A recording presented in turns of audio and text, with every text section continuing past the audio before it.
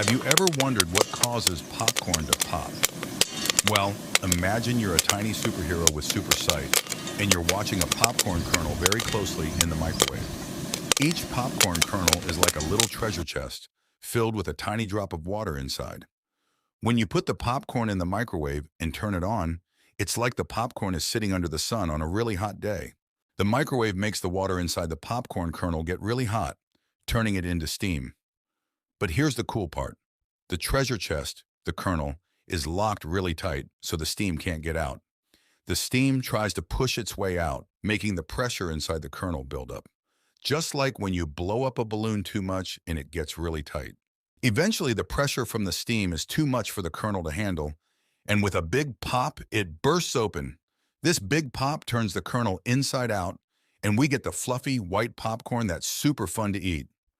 So every time you hear that popping sound in the microwave, it's like little treasure chests bursting open to give you a tasty snack for your movie. Thanks for watching.